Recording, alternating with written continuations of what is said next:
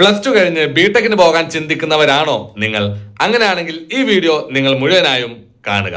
ഈ വീഡിയോ കണ്ടതിന് ശേഷം നിങ്ങൾ തീരുമാനിക്കുക നിങ്ങൾ ബിടെക്കിന് പോകണോ വേണ്ടയോ എന്നുള്ള കാര്യം. ഒന്ന്, പാരന്റ്സിന്റെയും ഫാമിലിയുടെയും നിർദ്ദേശപ്രകാരം മാത്രമാണ് നിങ്ങൾ ബിടെക് ഓപ്റ്റ് ചെയ്യുന്നത് എങ്കിൽ അങ്ങനെ ഒരിക്കലും ചെയ്യാതിരിക്കുക. അല്ലെങ്കിൽ മറ്റുള്ളവർ, നിങ്ങളുടെ ഫ്രണ്ട്സ് ബിടെക് ഓപ്റ്റ് ചെയ്തത് കാരണമാണ് നിങ്ങളും ബിടെക് ഓപ്റ്റ് ചെയ്യുന്നത് എങ്കിൽ അങ്ങനെയും ചെയ്യാതിരിക്കുക.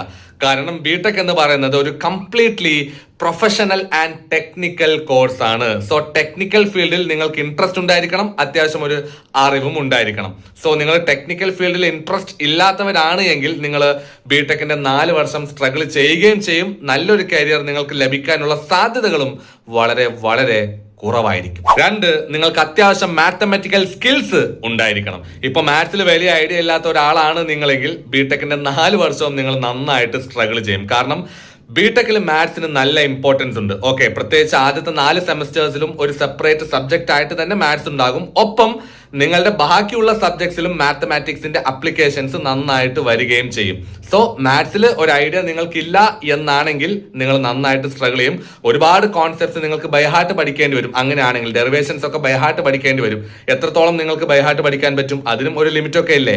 സോ മാത്തമാറ്റിക്കൽ സ്കിൽസ് നിങ്ങൾ നന്നായിട്ട് പ്രൊസസ് ചെയ്യണം. Okay, algebra, trigonometry, integration and differentiation എന്നീ കോൺസെപ്റ്റ്സിൽ നിങ്ങൾക്ക് ഒരു ബേസിക് ഐഡിയ എങ്കിലും ഉണ്ടായിരിക്കണം. ഇനി ഒന്നുമില്ലെങ്കിലും അറ്റ്ലീസ്റ്റ് ഇന്റഗ്രേഷൻ ആൻഡ് ഡിഫറൻഷിയേഷൻ എങ്കിലും നിങ്ങൾ പഠിച്ചിരിക്കണം. Okay, so that's way too important.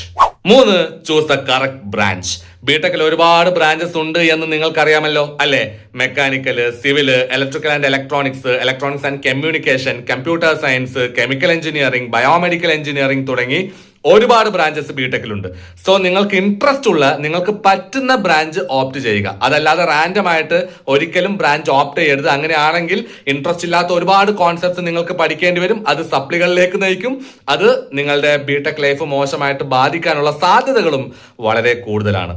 Okay, പിന്നെ പല സ്റ്റുഡൻസും കോളേജിനാണ് പ്രാധാന്യം കൊടുക്കുന്നത്. നല്ലൊരു കോളേജിൽ അഡ്മിഷൻ കിട്ടണം, ബ്രാഞ്ച് എന്ത് തന്നെയായാലും പ്രശ്നമില്ല, അഡ്ജസ്റ്റ് ചെയ്യാമെന്ന് വിചാരിച്ചിട്ട് ബ്രാഞ്ച് അഡ്ജസ്റ്റ് ചെയ്യും, കിട്ടുന്ന ബ്രാഞ്ചിലോട്ടേക്ക് അങ്ങോട്ട് പോകും. ബട്ട് ഇതൊക്കെ നിങ്ങൾ നെഗറ്റീവായിട്ട് അഫക്ട് ചെയ്യുകയുള്ളൂ, നിങ്ങളുടെ ബിടെക് ലൈഫ് മോശമാവുകയേ ചെയ്യുള്ളൂ. Okay, so choosing the right branch is always very very important.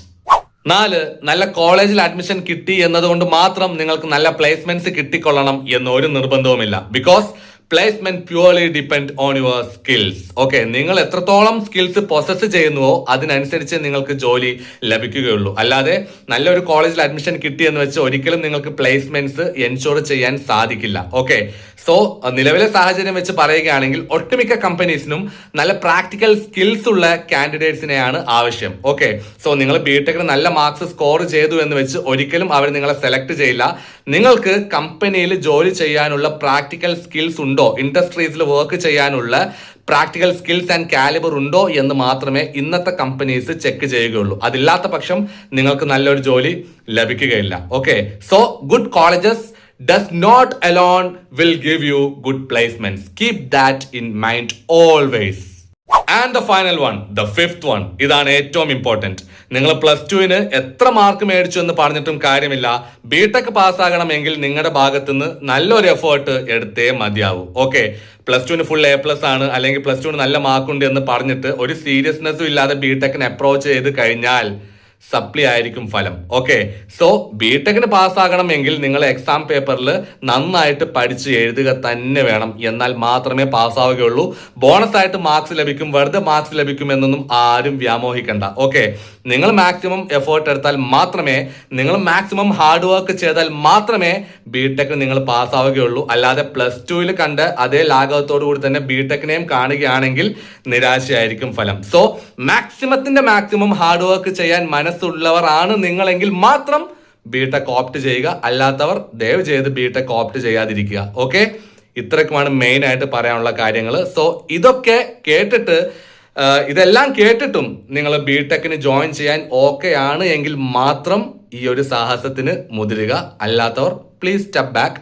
നിങ്ങൾക്ക് കഴിയുന്ന കോഴ്സുകൾ വേറെയുമുണ്ട്. ബിടെക് മാത്രമല്ലല്ലോ ഈ ലോകത്തുള്ള ഒരു കോഴ്സ്, വേറെയും കോഴ്സുകളുണ്ട്. നിങ്ങളുടെ കഴിവിനൊത്ത് നിങ്ങളുടെ ഇൻട്രസ്റ്റിനനുസരിച്ചിട്ടുള്ള കോഴ്സുകൾ ഓപ്റ്റ് ചെയ്തോളൂ. You will be developing A very good career. Okay, അതല്ലാതെ വെറുതെ ബിടെക്കിന് വന്ന് കയറി നല്ലൊരു കരിയർ നശിപ്പിക്കാതെ ഇരിക്കുക. ഇത്രക്കുമാണ് എനിക്ക് ആസ് എ ബിടെക് ഫാക്കൽറ്റി നിങ്ങൾക്ക് തരാനുള്ള advice. Okay, so thank you guys.